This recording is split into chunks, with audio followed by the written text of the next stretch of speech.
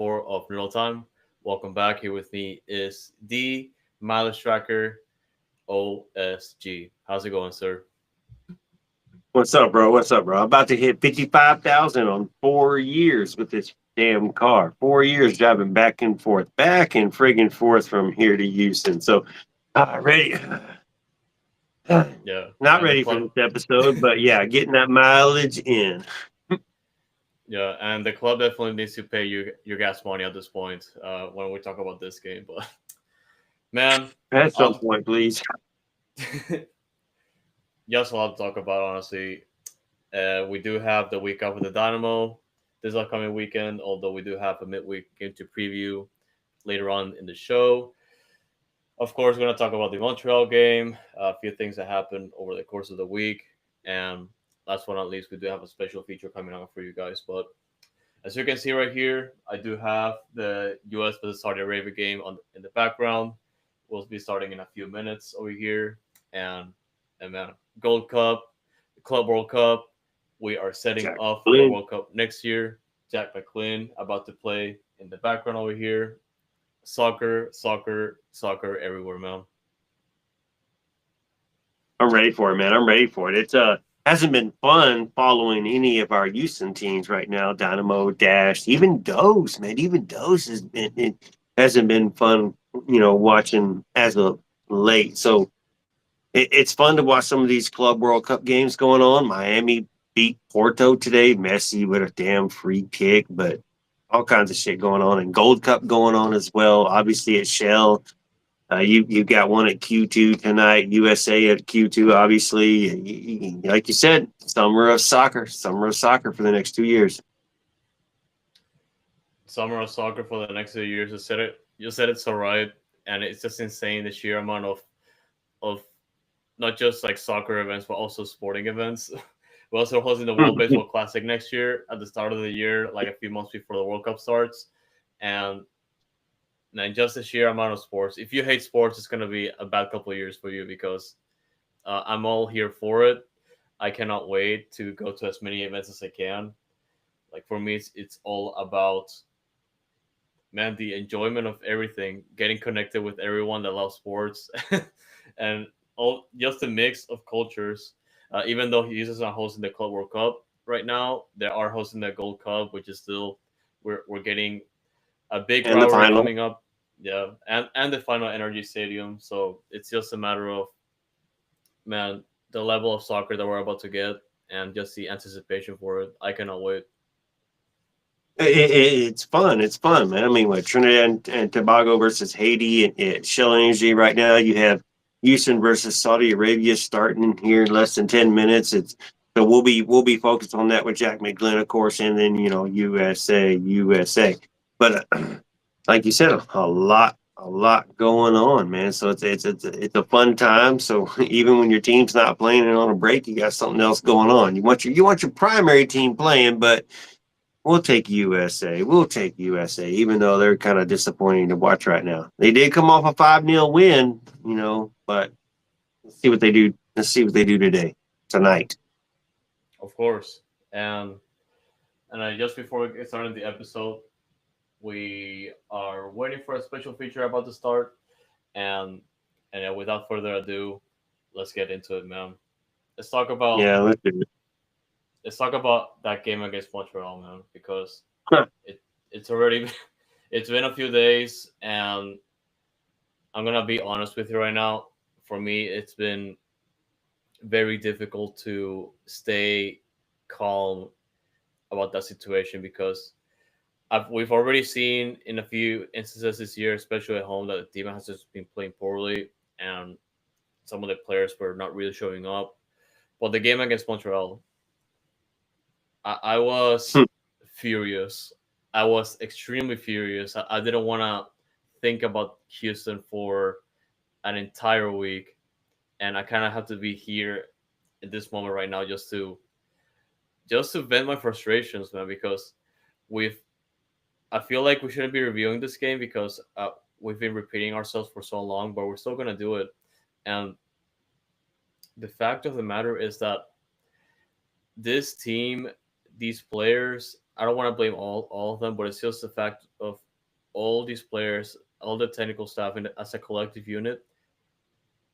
In these type of situations, it feels like they're always missing something, and whenever they're losing, which is part of the sport, which is part of life, really, like I I cannot. For me, I keep thinking of these moments. So yeah, real Yeah, quick. So I'm watching the walkout at Q2, right? And I yeah, wanted to go so bad, but ticket prices were $90 still, $90 still. And yeah, I'm looking at it, and I'm looking at it, and boom, all I see is green, green, green, green, green, green, green, green, green seats. I could have yeah, been there. You friggin' idiots! What the like, look at that. That is so stupid. I wanted to go to this game, but look at that. That's so, oh my God, ridiculous. Austin's a soccer city, my friggin' diarrhea ass. God. I mean, Move on, move on. honestly, just to like add a little bit to that, because I was actually looking at the ticket prices too. I mean, I wouldn't really blame Austin fans either. Like, we're talking about $90 for a group stage game in the Gold Cup. Honestly, that's a big hard sell, especially for soccer fans. And Has a I do lot to know, do with Q2 though. Not just US soccer as well. So, right? I bet we should probably look at ticket prices across the board and see what they are at other stadiums right now. But look at that. That's I mean, I'm watching in English on FS1. You're watching in Spanish, so you're not seeing. But they just showed a full screen of the entire. You're seeing it right there with Diego Luna in the background. There's nobody there, and I could be there. We could be we could be doing this recording with the ugly green seats in the background because there'd be nobody behind me. But I could be sitting there talking about the show, and there wouldn't be no background noise because there's nobody there. Stupid. Yeah, like Back to it's the Montreal. Back to is it Montreal. Our special guest must have forgot what the friggin' cues were because I don't know where that person is, but hopefully getting good interviews down there. So of course. No, but I mean, just to go back to the Montreal game, man. Like, my yeah, point is, my point is that we've seen so many times this year that the team is just falling short in certain places, and the game against Montreal, especially, just being in good momentum, like a lot of games this year, they always like don't capitalize when it matters most, and this game is just a prime example of that. They were just simply unable to put the ball in the back of the net. That I mean, look at and they that. let Montreal walk in the game. They let Montreal get walk back in the game. They concede 2 goals in the span of less than 2 minutes. They go to halftime. They let them score a third, and we barely get a header in. And 3-1, the team is just looking so dead in the second half. No, barely any urgency or consistency like we saw in the first half. And we just let the worst team in the Eastern Conference get a win in Houston. Coming off a Be loss against Kansas City at home, we lost 6 points after a bye week. I'm like, we're trying to get back into a playoff spot, and we are still doing this. It's infuriating. We understand like the team can always improve over time and build up momentum, but it's just ridiculous. This is absolutely ridiculous. And it doesn't really go just to Ben Olsen because he has to deal with players that are missing, but still, I feel like he's not utilizing the players that he has to utilize. We've been talking about Lawrence and Ali starting, which obviously is just a matter of conditioning. And I've said it in the previous episode. I don't trust. Uh, I don't. I don't trust Paulo Ortiz with Femi Awodesu as a pairing altogether for all these reasons. We always get caught up flat-footed defensively. We let Montreal just play us on the counter again, like every single team that's able to beat us whenever we have momentum going on. And man, there's so many things going on in my head right now because I watched a Dynamo game I watched them dominate early in the game, and I already know the opponent has a shot at beating us for all these reasons. This whole year, it's been like that so far, and we're already at the halfway point. Like, what are we gonna do now? Just obviously wait for a transfer window, but that's probably a conversation for later on. But like, it's we lost six really important points against beatable teams, and we're about to get a pretty tough like start of the schedule. Our next game is against Minnesota, which is one of the best teams in the conference, and we're then St. Louis, and then all the tougher teams down the road. So it's like we're not taking advantage of the moment. We obviously can beat the other teams if we're up for that, but losing against some of the worst teams in the league, it's like no, no Hey, man, I'm furious. like our gracious host every week, Mark Segovia said, Montreal, can we play Houston every week? I'm sure they're Literally, thinking the same thing with and I'm thinking Montreal, can you play your B team every week? And they were pretty damn good. Your A team, who are they? You know, it sucks. Eight players missing, and Montreal just killed us, bro. And Ben refuses to change his friggin' tactics, man. Just refuses, man. Mark, shout out to you, man. I know you're busy working, but you're listening and you're chatting it up. So I see all the comments over there, bro. I see you scored today as well. No wonder you're not in the chat helping Inter Miami win their game today. But bro, against Montreal, that was embarrassing, just embarrassing. And then at the stadium, I'm there, right, and just draining. And Femi, poor Femi, just getting beat up. And bro, what are you doing? Sometimes quit watching YouTube and play some soccer. Damn it! You started out hot. Now you're falling behind the YouTube videos. Man, we still like you, but man, you gotta man, you're in between D2 and MLS right now, is what I'm at. But you can't be doing that. So a lot a lot needs to be addressed. And Ben said in the press conference, there's got competition for starters.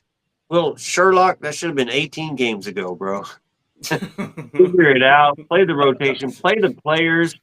You had a you got fans questioning Siegel over Toyosi or whatever. How do you ever say his name? Like, what do we bring Toyosi, this yeah. dude in for if Gabe Siegel's going to start over him? So what was the point of that?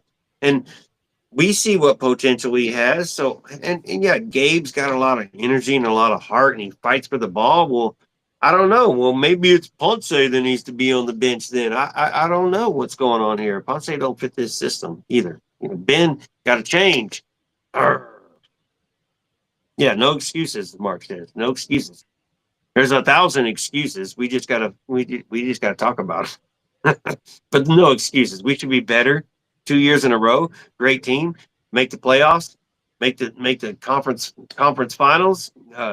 Get jerked out than last year. And dude, come on, man.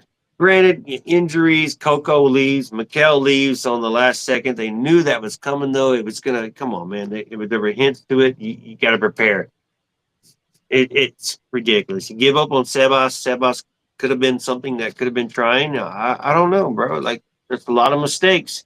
It's on Pat. It's on Ben as well. Yeah, and it's on Asher as well. But I think the most of it, the majority of it belongs to Ben.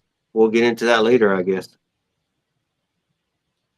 It's collective. The blame is collective, and it's a lot of accountability to share. Just how we're just looking like at the halfway point of the season because like I've already said I wasn't a big fan of the Mikhail trade, which we can talk about whenever we talk about Pat. Um, and then all these circumstances. Obviously, we got Jack McLean, which has been a pretty solid signing, but it feels like he's the best player on the team right now because he's our talisman. He's the one that's almost scoring all the goals for the team and just providing that a Chiachi type of player that's just gonna run you circles and create your plays. And he's now with the national team. He won't be back until the end of June, assuming that the US get grouped, which is looking like they won't. But we'll see against what happens in Saudi Arabia.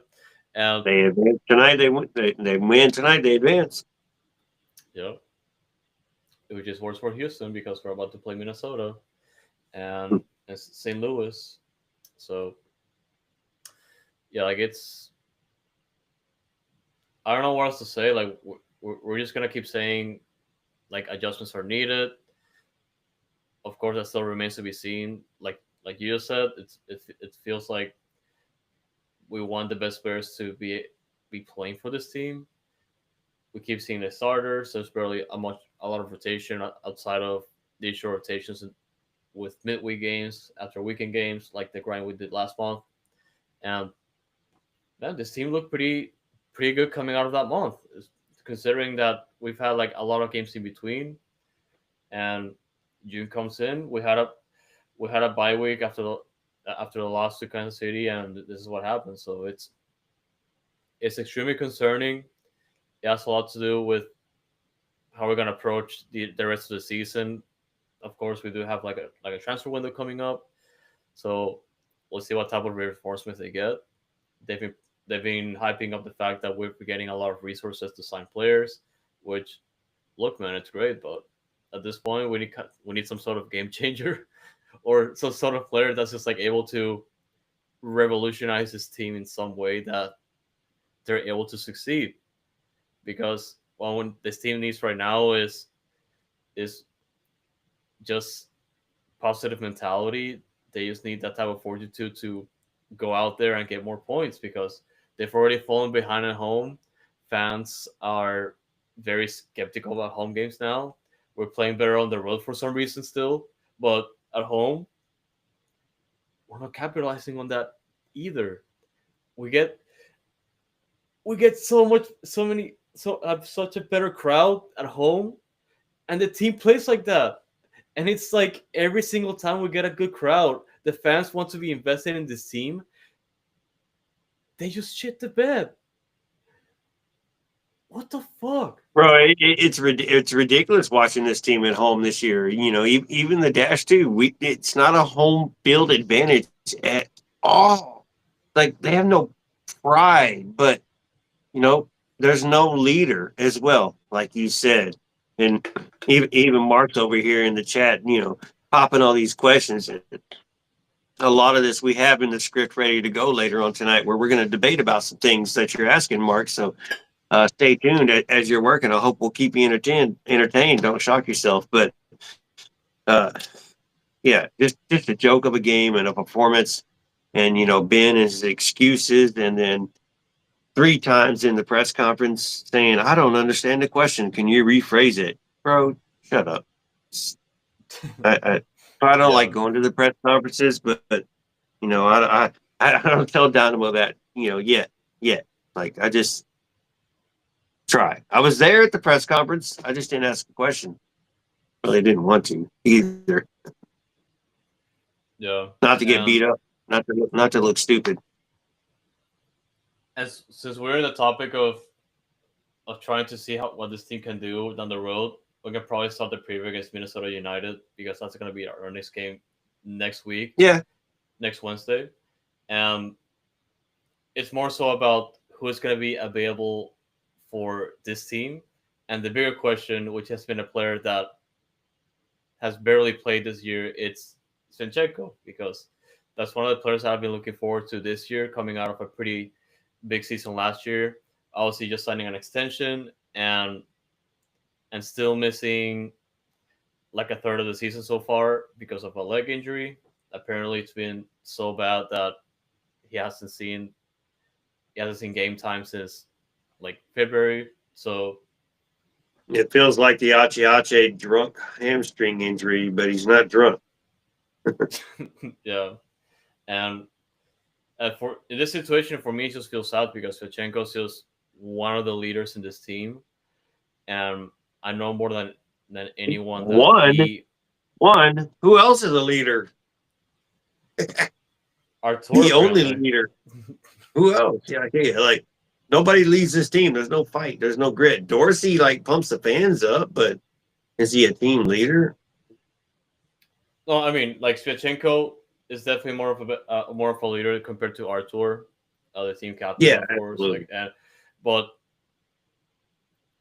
I feel like Artur is there for sure. I feel like he's way more quiet than Sviatchenko is. Like Sviatchenko is definitely more able to express his desire for this team to improve, and I've seen that over and over again for the past couple years he's been here. And he's just a type of leader. It's just unfortunate that he's not available because obviously he has to play with the team to still build that chemistry, especially with the new players that came in this year. And that's also like a Is, question that is, that is he that cooked? I fear so because like it's already been a while. Like how He how long? reported on Instagram he's going to be back soon, and then he was on the bench for the last game, but didn't play, or not even on the bench. He was available, didn't even make the bench. So that was kind of like, oh, okay. We thought we were going to get 20 minutes out of him. So we'll have to see against Minnesota and St. Louis how much time, because supposedly we're healthy now, minus Quinones, and Ben said we're healthy. By the way, Quinones Yes. is not healthy, so people were telling just hurry up and tell us it's a season-ending injury or a career-ending injury and just be done with it. Pay him to the end of the season. He can play FIFA all he wants and tell people about it. Well, he's playing FIFA, so just tell us, because if we're healthy, then Quinones should be out there. So just tell us, what's going on. And I 100% get the frustration because with him missing Quinones for so long, and we've only seen him in pictures at practices, but we still don't know the extent of his injury and how far he is from match fitness, even assuming that is somewhat recovered. And for me, it's just like that, and really the lack of transparency when it comes to injuries, because obviously, as a coach, as a technical staff, like sometimes it's just like advantageous to like not let other teams your current situation, but at the same time, the injuries have been so lengthy that for us, we have been lost in in the context of the situation. Like how bad is the injury? How bad is the recovery time frame? When was the last time that he was in full practice? Because all these questions, I'll see that Ben Olsen every time he gets asked, like 99% of the time he's gonna be like no update. And for me, that's like okay, they're way back. There's no way they're gonna be playing anytime soon. But Quinones, man, and now he's back, which is great. But Quinones, like it's been over a year now, like a year and a half since that injury, and it's just like okay, like obviously this is a business, and at some point, like if it doesn't work out, we have to move on. But we are putting so much stock on Quinones being healthy again. It's extremely concerning because Well, now it's no, like nobody's putting stock on it, by the way. Nobody's putting stock on it. So we're just hoping he returns and hoping his potential can, get back to the field. And we kind of understand that he may not, but there's no stock on it. We just, man, would like him to return and be what he was, so we don't have to go out and look for another one. We need a striker. yeah, We need to get we those. need a lot of things.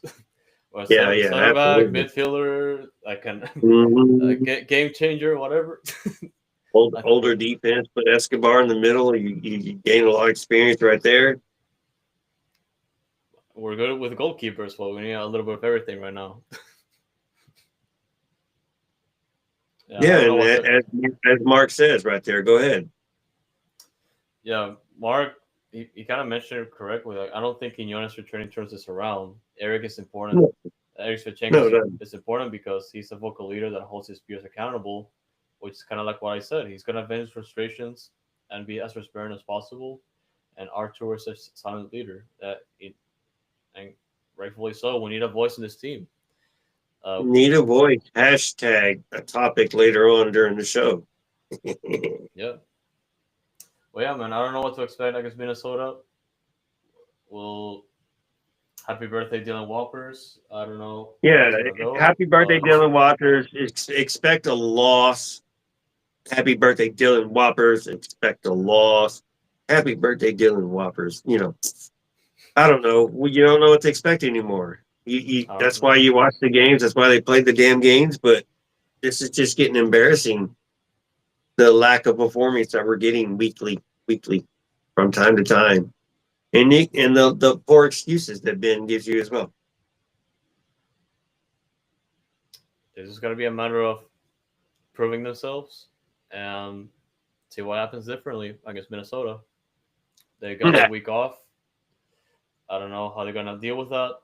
We'll see it on the field in Minnesota next week. I know how Linger's dealing with it. He's hanging out with Speed. Yeah, yeah. I show speed. Uh, on the field, I don't know, but we'll see. Yeah, yeah. But yeah, All good fun. although All good fun.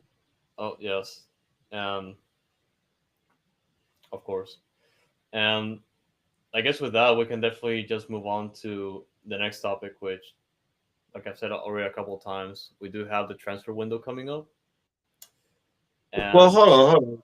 Let's go back. Let's go back. Let's talk about the team itself. So, Femi Hudosu, I said, was talking about watching YouTube during the game and not playing soccer and all that good stuff. So, is Femi bad? But oh, I and here want we to got pause. Herman I want to Juan. pause for a Yeah, few seconds, and then I want to give y'all a live update from Shell Energy Stadium tonight in the Gold Cup, Haiti versus Trinidad and Tobago. We've got a very hey, thank y'all, Herman Benitez and Juan Padilla. Thank you. Hey, got a live update. Tell us what's going on in the Gold Cup at Shell Energy Stadium tonight. we can't hear you. Um, oh Oh no, no! we're on Oh mute. no, we can't They're hear on you. mute. They're on mute. No So way. the live doesn't work so well. But hey, they're there as you can see in the Yeah, background. They're at Shell Energy Stadium. So hey, let them. Hey, y'all turn that mic on, man. Turn your mic on. What's going on? it's on. Yeah, it looks like it's might be an audio issue. Damn. Okay, okay. There we go. Yeah, There we yeah, are. yeah, Yes. All right. yeah, yeah. Live from Shell Energy Stadium. Herman Benitez and Juan Padilla. What's going on, y'all? What's going on? What happened today? Hey guys, so right here, right behind me, Shell Energy Stadium, we just saw Haiti versus Trinidad and Tobago go at it. 1-1 was the final score. Very fun match, honestly, if I would say. Herman, if you want to give him a little thoughts about the game. I do. I want to say that Mark is cuter than both of us. Uh, this is a this is a this was more of a entertaining match. You know, not well attended. I couldn't hear what the final score was. It was 1-1. I mean the final attendance. It was like 2,000. 2,000, right? 2,000 people. All 2,000 of uh, us. We had a great time. It's a 1-1 final score. A red card in the first half. I thought Haiti was by far the better team, but a back and forth entertaining match here at Show Energy. No, yeah, guys, I honestly really enjoyed it too. My favorite part was near the end when both teams decided to give up on defending and just started playing pure CONCACAF style football. Just didn't get back and forth, seeing who would score. The fans going crazy. Honestly, those 2,000 were louder than some crowds I've seen that are like triple that size. So honestly, a really fun atmosphere out there tonight. Imagine being born in Europe and being able to miss the beauty and magic of CONCACAF. okay. We Yeah. had I mentioned the red card, we had a penalty for in favor of Haiti. They had two taken away previously from Bar. They got the third one and they skied it. They could have gone up 2-1 in the late 80th minute, but they skied it and the game ended 1-1. Embrace the CONCACAF, guys. Embrace that we're in CONCACAF. It's a beautiful thing. It's a beautiful game. Yes, sir, It's a guys. beautiful game. And yeah, honestly, my second favorite part, honestly, was just seeing the fans walking around the stadium. I know we kind of mentioned them, but all of them had their flags. They were singing songs. It was honestly a very, very good atmosphere. And imagine if it was like 2 times the people there. It would have been loud, reckless. It was honestly a lot of fun. So And the last thing, thank goodness we start home games for the Dynamo at 7:30. Oh, I Yes. in McKinney, and I was sweating by the time I made it to the entrance to the stadium. yeah. So live from Shell Energy Stadium for Foxtrot TV, Germán Benitez and Juan Pereira. Guys, thank you so much. Enjoy your time. Enjoy your heat, even though it's already been sundown. So we appreciate the live update from the Gold Cup, the best cup, Go the best of Dynamo! cups. Dynamo. Go Dynamo, go Concacaf. There you go. That's what's up. That's Herman Benitez from Deporta Total USA and Juan Padilla from Foxtrot Media, live from Shell Energy Stadium. There's your update. If you weren't there, you weren't doing nothing because the Astros are not in town right now. That was a good game. That was a fun game. Like they said, penalty kicks, VAR was involved. There was a red card involved. Man, all kinds of goodness, all kinds of craziness, man. We were hoping to have them on at like 8:05. They made it to 8:33. So you see what kind of craziness is going on. It's just a lot going on. So our Yeah. promise came through. They held through. Shout out to them. That was friggin' fun. And Mark, blowing kisses over there to him. And easy, bro. You're getting distracted. Is it Kiki or is it them boys? Which one do you want, man? No. Nah, hey, but good stuff. Good stuff. We're 18 minutes into the USA Saudi Arabia game as we're watching on TV. 0-0, nothing going on over there with a lot of empty seats.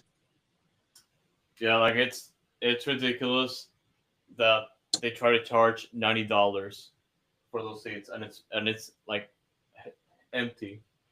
Like when they Yeah, I take a would have been camera there, to the bro. I upper would have been there. bowl, This is stupid. I would have been there too, but I'm not paying $90 for a group stage game. So it's Well, like, technically, we should have been there, period, because we should have been working it. yes, That's what should have been happening. even then as Goddamn. fans, Yeah, Concacaf, man. yeah, for real. You love it and you hate Yeah. it. Yeah. Look, good save, Pete. All right, good job. No, man. But yeah, where were we? We're talking about Femi and the Oh, yeah, YouTube. Femi. So I asked you the question: is Femi bad? Is the main question. Is Femi bad? I'm sorry to put it that way, bro. Femi, if you're listening, I'm sorry to put it that way. You're just making a lot of mistakes and too many mistakes. So I preference it that way. Is Femi bad? Just going off a lot of what fans are saying. We have a fan Dynamo Discord, not an official Dynamo Discord, a fan Dynamo Discord. So you grow off a lot of opinion of the fan base, and so that's what we report a lot of times. What the fan base feels is Femi bad. So sorry for the question. It is appropriate though. So Fox, I ask you: is Femi bad? No, and I'm very optimistic. So take it as you will. But for me, I've seen Femi Aguadese with those, and he is a good player. I look at him right now. Obviously, he's having a pretty bad start to his professional career, especially with the first team. And I see the Femi that I saw with those, and still see that potential. For me, I do remind myself every time about Mikael and his unique situation as well. Granted, Mikael took a little bit less time to turn things around and just be like a cornerstone of the Dynamo defense before he left. And I see Femi. Obviously, there's been a lot of rookie mistakes, particularly the last game against Montreal Mm-hmm. and a bunch of the games. Uh, After the start of the year, I felt like at the start he had like a pretty good showing, but he's been inconsistent, and that's one of the things he has to work on. And we It's like to not his joke about talent; it's his choices. yes, and it's we like to joke about the YouTube channel. Obviously, he's very passionate about the sport, like all of us. But like you said, it's more so about the talent, and it's more so about building up that consistency and learning from your mistakes. Because I feel like from this point of the season, which is the most crucial point of the year to like see whatever we can salvage, he has to step up and he has to embrace those mistakes, build from those mistakes, learn, and put his art out, man. Because like he needs that. He needs to find that moment, and I know he's better than this. Yeah, and clarification, I'm not talking down about his YouTube channel or the content that he's putting out there. Yeah, It's yeah, like I said, it's just a joke. It's just a preference to it. It's like, what are you focused on out there? So he is making mental mistakes. He's not making physical mistakes. He should put his body in positions where he doesn't give up a running header to where you're not waiting for the ball. You got to take the space available. Even Mark, who's listening right now, he's a rookie, and a lot has been thrown on him. But granted, the coaching staff believes in him, and he needs to take advantage of that opportunity. And he does. He does. And like I said earlier, he's in between D2 and he's in between MLS right now as far as his talent overall rated would be. He has a lot of potential. He has a lot of talent. He's not physical yet at all. He has a lot of height, but he doesn't have a lot of build to him. So he needs to learn. Even though you're tall and skinny, you can still use that to your advantage, even over a bigger body, and put yourself in positions to where you will still win the ball or at least affect enough of the situation to where that person just doesn't run in and just score an easy header on you because you didn't occupy the space properly or anticipate the occupied space or weren't ready for a bulldozer coming in with a big ass body and heading the ball in. So got to use your IQ a little bit better. He has a lot of talent. So, is he bad? No. Is he on the verge of that direction right now? It looks like that way, but just because the mistakes are accounting. But yeah, you can put it on Ben, and that we're putting ourselves in situations, but they're not bad situations. It's more like, all right, we're cool, we're cool. Oh, what the hell did he do? Kind of situation. So it's those kind of yeah. mistakes. So Femi, work on it. You'll get it. This is good building aspects for it. Yes, granted. But oh man, right now when the Dynamo are struggling, man, you're part of it. So unfortunately, we got to talk about you, Femi, and we got to find the right pairing at center backs right now. Is Escobar and Femi the right center back? Is it Bartlow and Femi? Is it Ortiz and Femi? Is it Ortiz and Escobar? Who's the right center back pairing right now? It's going to be kind of the big question. What I couldn't even tell you what the fan base would want right now. That vote would probably be if you put four center back pairings in there, be 25, 25, 25, 25. So maybe we need to do that and start that vote tomorrow or tonight, later after this show. Yeah, I mean it's more so about Femi's improvement from here, what he can do, and how he can build consistency. Because more than anything, he needs the best moments. He needs to show us that more than anything. So, and I believe he can. Like I saw with those, and I think he can do it with the first team. But yeah, a lot of learning from him, and we'll see how the lineup looks up against Minnesota. I feel like we're gonna see something else way different. But then again, we barely know Ben Olsen. And what was the other question I asked in the script earlier because I can't see the script right now and I forgot it. But I was like, "It's Femi's bad." And what was the other one? Oh, Help me out. we kind of talked a little bit more about Eric Shevchenko returning, which was the other thing that was added to the script. Yeah, And yeah. but yeah, like it's more so how whenever his availability is gonna be, because last week I do recall quite clearly that Ben Olsen alluded to that he was like ready or almost ready, Oh, bad. and we didn't see him. He didn't appear against Montreal in the lineup or on the bench. He could be available against Minnesota.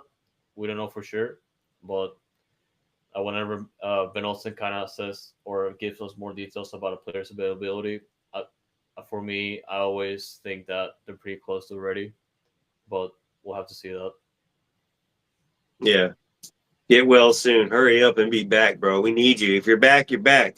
If not, oh man, tell us so we can relax. 'Cause we need you, bro. We need you. We need you. You and somebody else. So that'd be the next question. Eric and somebody else. Who would you pair with Eric right now, man? I don't know. Escobar is probably who I would pair. Andrade on the left and Dorsey on the right. That's my four. As long as Eric's not friggin' done and got the same Hemi that Hector Herrera left behind. Yeah, I probably just put Escobar with Barlow right now, and Woo. it's more so. And for me, the reason why I prefer Escobar more than Barlow is just because Escobar should be our second captain, yeah, or our captain for that fact, Yeah, pretty because much. Give he him the captain band. Yeah. you we like to complain that he gets pissed off so easily, but you look at him on the field, like he's a player that's always yelling at his teammates, at the referee, at everything that they do wrong, because they know that they can do better, and he's been there when the team has been amazing and they've been playing very And well. he's doing better. How many red cards he had this year? None. Like it's Yeah. None. that's an None. improvement. Make him a captain, Ben. Just make him a captain. You make tactical changes, make him a captain, and let's go play some soccer. Literally, I mean, not much else. Like that's why I prefer Escobar. Like he's just one of those voices, like Mark mentioned, and like Yeah, what we because he have cares. seen this season. Like he's yelling 24/7, and that's what this team needs right now. He needs someone to speak up and tell the players, "You are messing up. Figure it out. Stop, stop He messing yells up." at the referee so much they're expecting him to yell at him then, so he gets extra warnings. Yeah, well, yeah. I give Escobar a lot of crap for just like his behavior on the field, but we go to this year, how important more than anything we need leadership on the field, and I appreciate that more. I appreciate that more. I definitely talk crap about him a lot, and like he's proving me wrong. Like he's one of the leaders right now, and probably the type of leader that this team needs. Hey, make it happen, or we'll start the front. Escobar for captain. Sorry, Arthur. Yes, sir. Sorry, Arthur. I can't hear you, bro. I can't hear you telling me not to do it. No, but yeah, we can probably just move to the next topic, and it's more so our our probably our final hopes to establish the season, and that's gonna be the next transfer window, and the amount of resources that we've supposedly been getting to apparently get a third DP or get another under 22 player that's able to turn things around.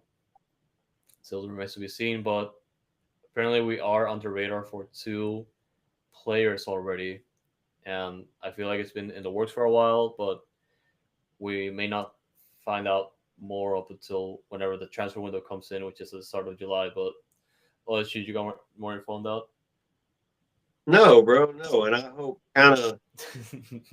hope both of them are like false rumors or just someone just, doing their like agent work and like adding somebody to the mix just because that's the type of team that would bring this type of player in. The center mid, please no, friggin' no, hell no. The guy don't even play, so what are we even looking at the guy for? So no, I just flushed the commode. No. All right. Now, the center back, I am intrigued at because of his talent, where he's played, where he's been playing. But oh yeah, so I mean, I would be like, yeah, but we're going through like 6 center backs over this past 4 months, so it's kind of like here we go with another center back. But at least I don't know what to think about this one. Is it a trick? But it seems like he would be, he's 25, I think, and played at the championship level of Premier, so or England, I mean. So it'd be better than a risk Ortiz, a risk Andrade, a risk, somebody else. So is he somebody that could come in and sure start? Is Eric done as well? If Eric's done, then hell yeah, I would love a center back. But not a DP center back either. So, but I don't know what triggers this offense to start scoring. Is it a DP center back or is it another DP cam? I don't know. No more. A new coach. So sorry. Look, I'm still iffy about the source of those rumors, and for me, more than anything, the one that made more sense to me is a center back, only because assuming the situation with Eric Svechenko is worse than what it looks like, for me it makes sense to add a center back at this point because we are bleeding goals. We need a center back with experience, as it's like able to take up our heat, not just literally but also figuratively. We are getting so much pressure, and we are breaking down and just flat out failing to like flat out failing against the counters. Period. Like we're not fast enough, and our mentality more than anything, we need vision of the game, and we need that type of player that Svechenko is. But then again, it kind of depends on how far back is Svechenko in terms of match fitness and if he's able to even play this year. And yeah, the center defensive midman, I don't get it either. Like I did see that he is a free agent as far as I know, and I feel like okay, we kind of know that we could use more bodies, and of course we could talk about Not Lodero that just guy, just no. after this, Not but a center mid, no. right, but well, yeah, well, I don't know about like I said, I don't know about the sources from those rumors, but for me, it's more so like out of out of the center defensive mid or center back, I'm gonna take a center back right now, but it's really dependent on what happens with Vichenko.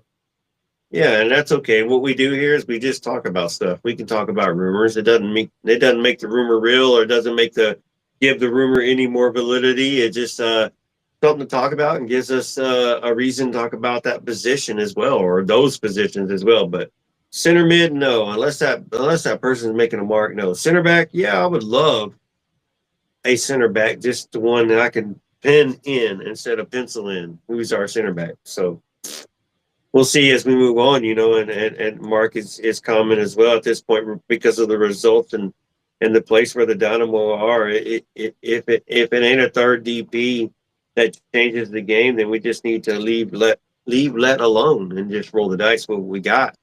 But rolling the dice with what we got means Ben has to make some changes to himself Yeah, and to his tactics and to the way he plays the game, utilizing the subs as well properly at the same time, using the players properly. I know Pat may be pressuring you, but come on, bro, you've done this before. Like, come on, these are the players you asked for. So quit being so strict at practice for how they perform and put them on the pitch and see how they perform on the pitch in 11v11 real action and judge them a lot on that as well. You're judging a lot of these players on at practice, man. And Allen Iverson didn't practice. I'm not saying we got an Allen Iverson in the practice pitch, but come on, bro. Like Jesus, play the players, bro, while you got a chance before you're done. Before I throw the axe at you. pretty much. And yeah, it's more so about the players and whoever else we bring in. But one of the rumors that's also been kind of materializing apparently, and also the one that I was expecting the most by the start of the season revolves around Nicolas Lodero because he's going back to a Nacional in Uruguay. And I'm only saying that I expected that more than anything because as it was part of the contract that I think it was Tom Barger or somebody else that reported on it before the season started was that the Dynamo had to release him if Nacional from Uruguay wanted to sign him back. Only because that's his boyhood club where he started his Supposedly, professional career. supposedly it's a buyout. Yeah, and or accepted buyout. And I'm not sure which one's which, but pretty much it revolves around letting him go for the club. And yeah, Lodeto obviously he has been playing a lot of out of position this season, and I feel like it was somewhat of a disservice to take advantage of his abilities. And granted, he's older than what he was when he started playing in MLS, but yeah, we're currently in a bad situation, and if Lodeto's not playing in Houston as much as we want to, and he wants to go back to his boyhood club before he retires, go for it, man. I'm not gonna blame you. Yeah, because we don't need you. We need somebody better. Pretty much. That's all it is, straight up. So Yeah. thank you for your 6 month loan that didn't last 6 months, and goodbye to you. Thank you for bringing us Matt Halliday as well, or whatever his name is. Matt Halliday is the Colorado Rocky, I think, but Halliday, the defender that does get zero playing time with Dose. I mean, he got a little bit, but nothing. Wow, did a lot of for us. Thank you. Bye. Opens up a roster spot. Yeah. We'll see what they do with the roster spot. I feel like short term they might just bring in someone from those, but we'll see. Like it's just a matter of trying to determine what's best for the team, especially in Pat's eyes. And that could probably just be our next topic before we move on to the next one.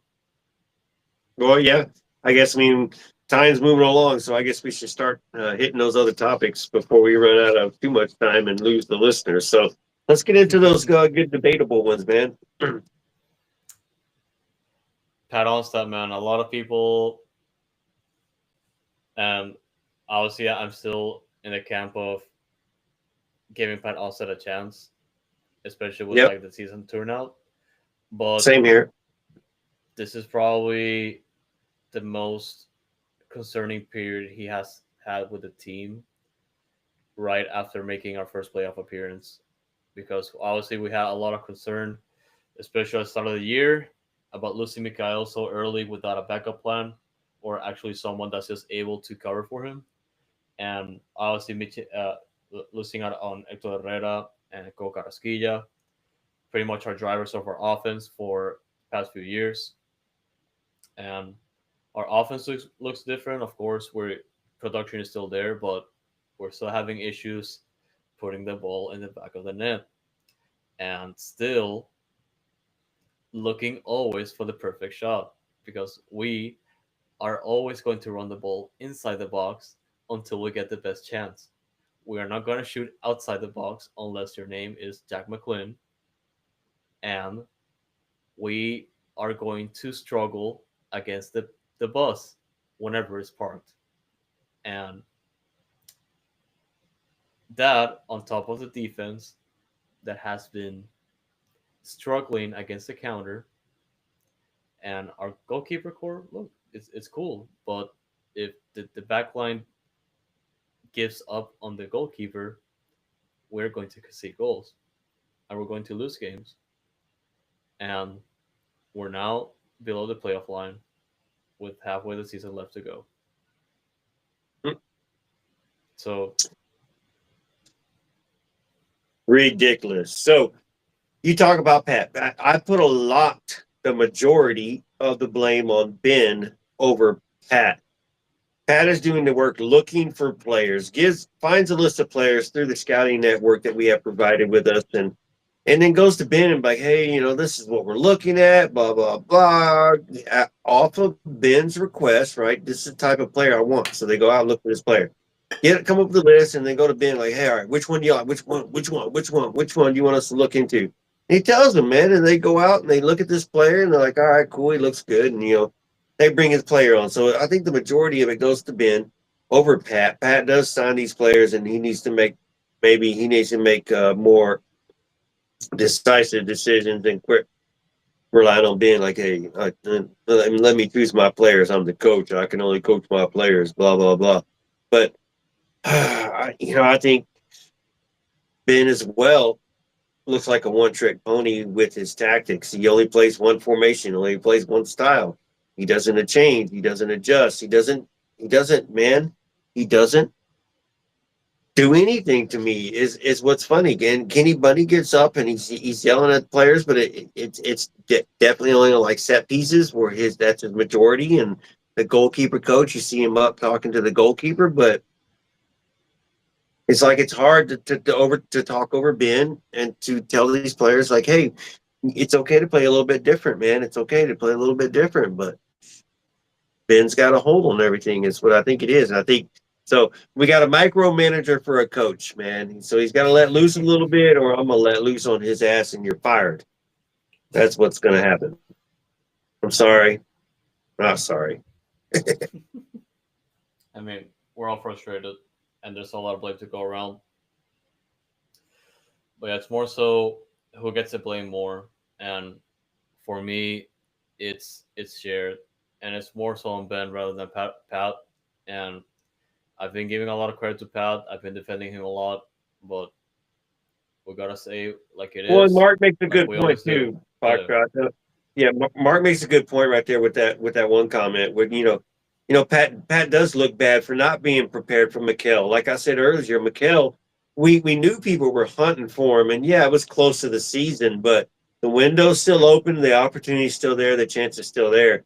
So you should have had a backup plan or just something in the works. Granted, maybe a player that you did have in the backup got signed and was somewhere else, but Coco, 3 years in the works. So, you could say, hey, we brought Seba and Bossi in to replace Coco at one point, and, where are those guys? So there is a lot to go on. There is some blame that goes to Pat, but that's why I preference it majority of my blame goes to Ben right now, just to preface it. But yeah, good mention, Mark.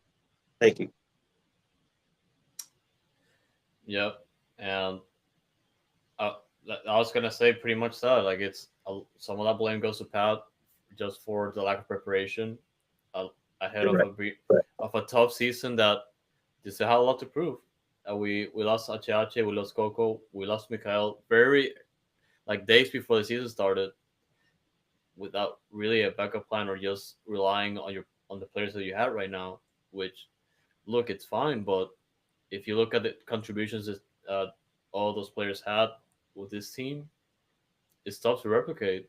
And I feel like right now we're just paying the price. And I guess we'll see what happens in the next transfer window if we're able to like bring in someone that's just like up to the task and able to overperform our expectations. But then again, I'm just extremely optimistic with the transfer window because I don't know what's going to happen. Well, I mean, I'm hoping DP. We're expecting DP. Where that DP going to come? Some people are already asking for a DP striker. That was an easy header from you straight to the goalkeeper. But some were asking for a DP striker. Some were asking for a DP cam. Some say Linger should play that cam, and Ollie on the left. McGlynn when he comes back on the Ram, but he's going to go to Europe pretty quick. So we need to find somebody there. Bring in the DP to play there. Bring in the D. Do you replace Ponce already? That's do we go back to the Sebas effect?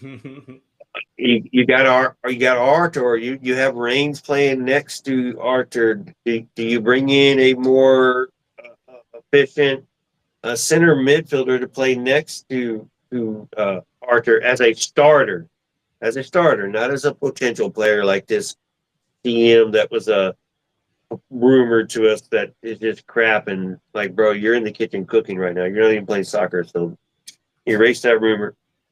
That's like uh, that's like Juan when he was 15 starting rumors. Now he's 18, so that's why we pressed it 3 years ago. But man,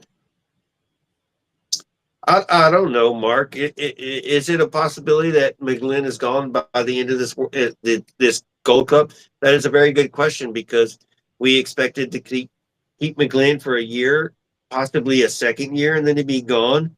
There was a lot of hype. He wanted to go to Europe. He found out he was traded within the MLS. That doesn't stop him from going to Europe technically, but so yeah, it's very possible. Their windows are going to open up in the European leagues. So yeah, it's very possible after this Gold Cup, somebody pays the money that we are required and wanting, plus that 50%. Remember back to Philly, even though Philly only keeps like 20 of it, 50%. So what is the price that we're willing to allow people to pay? Is it 10, 12? I've heard Dynamo are just asking for 6 or a little over 5, and which means we only keep 2.5, so we make our 2 back and get 500 grand on top of it or something like that. So you're right. McGlynn is very possibly gone. So we'll see. Can he score tonight against Saudi Arabia again and just raise that price even more? Teams are looking at him though. Is McGlynn gone, Andres, or is he going to stick around a little longer? Stick around a little longer. I feel like it's gonna wait for the offers or like the best one to come in. And I did say in the last time we talked about McGlynn and potentially departing soon that his price range would definitely be the $10 million range, just based on demand and whatever teams is able to pay up for him. And there's plenty of clubs that can definitely pay around that, and it's just a matter of Easily. demand, demand more than anything. So it's that I feel like it's gonna be sticking around for like another year. Hopefully. We'll bring it on. Bring it on. We'll take it. We'll take the money if that's part of the business. So we're expected for it. Pat should be ready for it this time, as Mark mentioned earlier. He was not ready earlier, so be ready for it. Let's find, and then that opens up a U22 as well once McGlynn is sold. So it's a positive sell. You get the money, you get the position open. Now you have to go find the right player to replace him. So back to the front office. Can they make the right move? So selling him will be right. Is it the right price? What up, Kyle? Kyle's blog joining into the chat. What up? What up? But yeah, dude, man, hopefully it's the right price. McGlynn's going to Europe no matter what. We're gonna have to sell him at some point. So hopefully there's a bidding war and that raises that price a little bit. And we and then Pat, like Mark said, Pat's ready and gets the right replacement in here soon afterwards. Very soon afterwards. Not somebody to potentially replace him if he leaves, like we did Coco. Somebody to replace him, whether it be the day after or what. That's Yeah, it's got to be ready. definitely a point of conversation, and we'll definitely keep talking about it probably every episode or whenever the transfer window is still open. It's still going to be all about the price range and whatever return the Dynamo can make out for him. Um, and yeah, just getting close to the episode, I feel like we can just go ahead and get the updates for the Gold Cup. And as you can see from the background, the U.S. is about to go to halftime, scoreless against Saudi Arabia. And I've been talking about Dynamo so much that I kind of lost track of the game. But I did see the U.S. Go inside Saudi Arabia's box a lot, and they had a couple chances to score, especially that header that you mentioned. I saw it and I was like, straight to the keeper. Boring. It's been a boring game so far. So forget the Gold Cup. The Club World Cup has actually been fun to watch. Some of those games have been Yes. fun. Somehow Inter Miami beat Porto, like we mentioned earlier. But some of those have been fun and enjoyable to watch. So y'all check them out. I'm a City fan, so I'm watching City.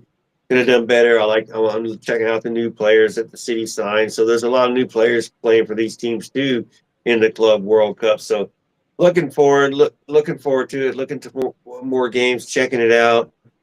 Kyle's blog asked, what's good, boys? Just getting ready for that tailgate against St. Louis coming up in a week and a half, or technically 2 weeks or whatever it is against St. Louis. We'll be back in the parking lot. We'll be ready for that tailgate, the Surge tailgate.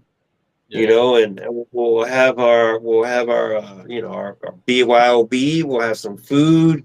It sounds like we're going to have a chef on steam this time. We'll have the music blaring. So hopefully we'll see you there and see y'all there. And, come check us out. Follow us on the social medias to know where the tailgate actually is, but it'll be right there. It'll be the Surge lot or the Dynamo headquarters. It's right there. If you're at Texas Tailgate, you can see us. You'll be able to hear us, so you can't get lost right there. That's it. That's it. Come by, see us, say what's up. Get in the video if there's a Foxtrot game day going on as well. But man, uh, there's a lot going on, man. Like Andrea said, you got Gold Cup, Club World Cup, Dynamo.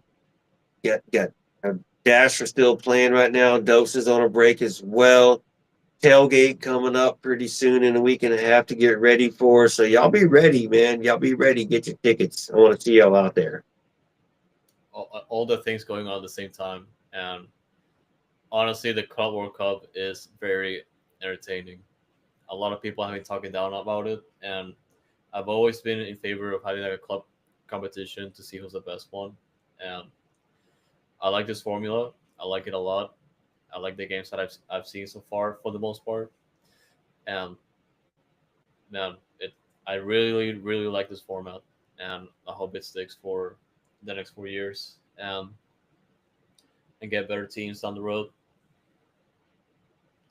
And the tailgate, man, more than anything, that's where it's tailgate, and getting camera for Foxtrot Game Day. If we have it up there, man, it's worth it. And like always, you just mentioned, there's just a lot going on, not just on the field, like when it comes to soccer, but also emotionally, man. The team is going through a phase right now, and a lot of fans are pissed. And we always want to hear you guys what you guys think. Like we're always looking to see your comments, your reactions to the team, whenever they win, lose, draw, and like always, whenever we started this, like we've been down bad, really bad, and we're still gonna be here, man. We're still gonna say how it is, and we'll keep supporting the boys no matter what. But well, yeah, guys. As always, we do appreciate support. And once again, thank you so much for Herman and Juan for tuning in live from the Gold Cup back at Shell Energy Stadium just a few minutes ago. And everyone that's in the chat right now. Mark, our host as always, been listening and watching and supporting us. And Kyle's blog, thank you so much for tuning in. And yeah, just Hey, everyone yeah, able to Kyle, tune you in. should know Yeah, better. You're doing the blog, bro. If you what you say on camera is on camera. The internet's gonna know about it. The world's gonna know about it. So you talked Bossy up. You knew you were on camera too, bro. So yeah. hey, shit takes go all the best. We love them. I mean, it's part of the job. It's part of the gig. Like there's always gonna be opinions, and man, that's what makes us human, man. That's what makes us fans of the game that we love, and we're gonna keep doing it. Like Kyle and everyone else loves the game. So Hey, yeah, guys. Andreas, as Yeah, as you give us our socials, you know, hey Kiki, I know you're listening. I hope you're still listening. If you were listening, I hope you're still listening. But Mark wants to give you the hi Kiki, right there. There you go, Mark. There you go, Mark. A little bit of heartbeat too, man. A little bit of heartbeat. So, hey, good to see you on the chat. Good to talk to y'all, man. Andreas, good to talk to you during the show, but bro, always throw my H's up, man. of course, Can't always. stand this And empty stadium over here. yep. And like I said previously, halfway point of the season, we're still gonna be here no matter what. We are gonna get your coverage on Twitter, Instagram, Blue Sky, at Dynamic Foxtrot. We also have a second handle on X called Little Tiempo. We'll keep you guys updated no matter what, like I said. And whatever you're watching or listening, pretty much all the platforms that you listen to your podcast, look it up. It's going to be Noodle Time. Make sure you are subscribed, following, give us a review on your podcast platform. It helps us a lot with the algorithm as well. And YouTube, probably our best place to watch our content. Uh, Make sure you are subscribed. Make sure to give us a comment. Make sure to tune into our live streams like this one. And, and man, like it gives us a lot of emotion or happiness uh, seeing you guys tune in every single time. We do appreciate you, and every time you give us a like or comment, a subscription, it means a lot to us.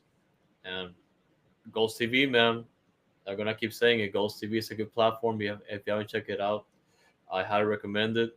A good platform to see or discover other soccer culture creators like we are. And for other teams, other leagues around the world, we do have our profile there. It's going to be goals.tv spelled with a Z, the goals.tv/at Dynamic Foxtrot. That's going to be a profile. And just take a look around. There's a lot of content creators that we've shared content over time and favorite teams.